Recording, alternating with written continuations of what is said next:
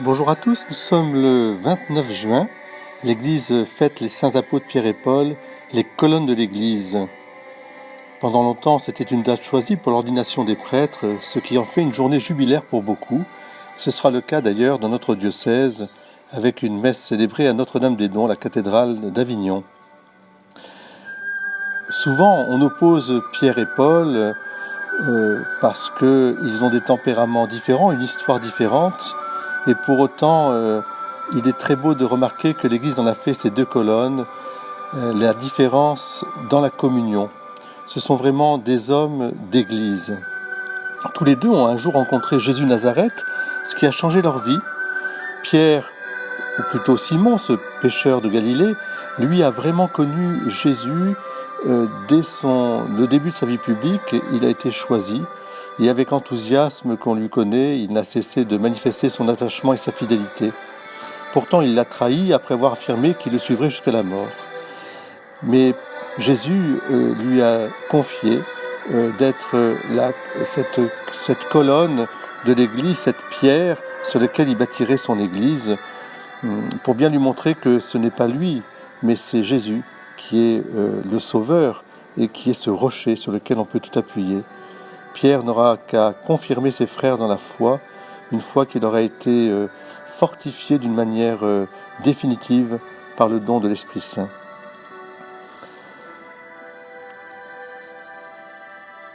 Paul, lui, connaît Jésus après son ascension.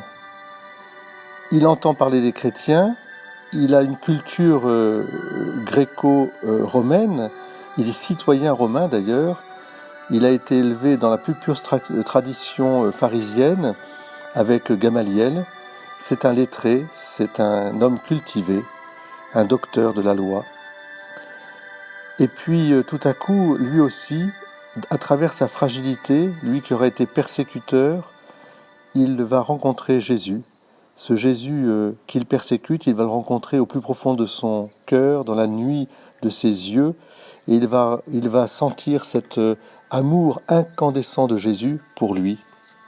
Pierre et Paul, en fond, ont été saisis par le Christ à travers leur propre fragilité, et Jésus s'est appuyé sur eux pour lancer l'Église dans la grande aventure de la mission. Car, ne l'oublions pas, si Pierre et Paul sont bien différents par leur origine, leur culture, leur foi et l'appel qu'ils ont reçu, si Paul est vraiment l'apôtre de l'ouverture, du dépassement de la tradition et de ses structures, eh bien il ne faut pas oublier que Pierre est tout autant missionnaire et d'une certaine manière révolutionnaire. Il a su reconnaître et authentifier le ministère de Paul qui s'est référé à la mission que Pierre tient du Christ en allant le trouver à Jérusalem, même si à Antioche il lui a tenu tête, mais dans la fidélité au Christ. Paul a été un fondateur et un organisateur conscient de son autorité, et Pierre a reconnu cette mission et l'a authentifiée pour garder l'unité autour des autres apôtres. C'est pourquoi donc l'Église a voulu exprimer cette communion dans la différence en les fêtant tous les deux ensemble.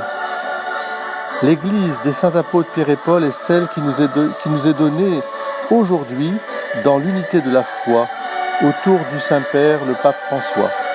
Ce qui unit ses membres, c'est l'amour du Christ et de l'Église qui unissait Pierre et Paul.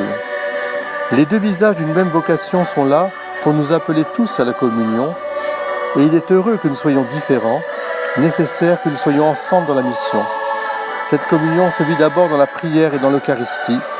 Ces moments peuvent devenir parfois cause de conflits, bien sûr, mais qui montrent que nous ne servons ni le Christ ni les autres. Ce n'est plus la différence, c'est alors l'hostilité qui l'emporte.